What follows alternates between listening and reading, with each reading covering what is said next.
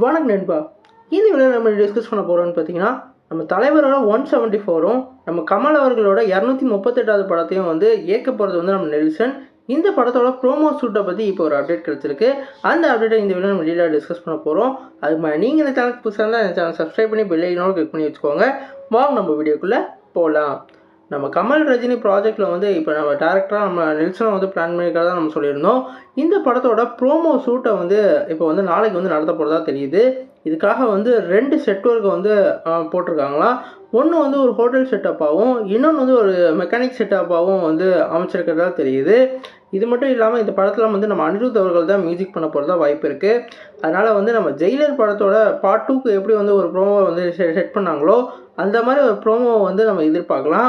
இதில் வந்து அவங்க வந்து என்னதான் வந்து ஒரு மெக்கானிக்காவோ அந்த ஹோட்டலில் வேலை செய்கிறவராவோ அந்த கதாபாத்திரம் அமைச்சிருந்தாலும் அவங்களுக்கு வந்து ஒரு பேக் ஸ்டோரி கண்டிப்பாக இருக்க போகுது. அது மட்டும் இல்லாமல் ஒரு அண்டர் வேர்ல்டு டான் சப்ஜெக்டாக இருக்கிறதும் வாய்ப்பு இருக்கிறதா தெரியுது. இந்த படத்தை வந்து ஒரு ஃபீல் குட் ஜானர்லேருந்து ஒரு ஆக்ஷன் மூவியாக வந்து எடுக்கிறதுக்கு வந்து பிளான் பண்ணிக்கிறதா தெரியுது.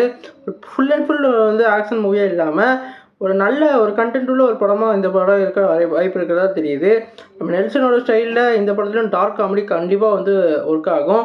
இப்போ இந்த படத்தோட ப்ரோமோ ஷூட்டை வந்து நாளைக்கு வந்து ஆரம்பிக்க போகிறதாகவும், ஏப்ரல் மாதம் வந்து இந்த ப்ரோமோ வந்து லான்ச் பண்ண போகிறதாகவும் வந்து தெரியுது. இது எதுக்காகன்னு கேட்டிங்கன்னா, இந்த படம் வந்து அடுத்த வருஷம் தான் வந்து ரிலீஸ் ஆகும். ஆனால் இந்த படத்தோட அந்த ஓடிடி பிளாட்ஃபார்முக்கான அந்த ரெவன்யூ இதெல்லாம் கெயின் பண்ணுறதுக்கு அவங்க வந்து ஒரு ப்ரோமோ இதெல்லாம் பண்ணணும். அது வந்து அமேசான் கிட்டே பேசிக்கிட்டு இருக்கையெல்லாம் வந்து இந்த மாதிரி பண்ண சொல்லி அவங்களுக்கு வந்து கிடச்சிருக்கு. அதனால் வந்து இப்போயே ப்ரோமோ வந்து அனௌன்ஸ் பண்ணி அடுத்த படத்துக்கு முன்னாடியே இந்த படத்தோட அனௌன்ஸ்மெண்ட்டாக கொடுத்துருக்காங்க. இதே மாதிரி தான் வந்து நம்ம லோகேஷ் கனகராஜோட ப்ராஜெக்ட் அப்பயும் வந்து நடந்துச்சு. அப்போ வந்து ஆனால் என்ன சொன்னாங்கன்னா, படம் ரிலீஸ் ஆனதுக்கப்புறம் ப்ரோமோ வந்து லான்ச் ஆகும்னு சொல்லியிருந்தாங்க.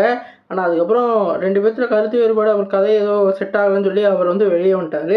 இப்போ வந்து நம்ம நெல்சன் கைக்கு அந்த ப்ராஜெக்ட் போயிருக்கு. இந்த படம் வந்து நடந்துச்சுன்னா ஒரு வேறு லெவல் அவரோட கெரியர் உச்சமாக அமையும். ஏற்கனவே ஜெயிலர் 2க்கு இப்போ வேறு லெவல் எதிர்பார்ப்பு இருக்குது.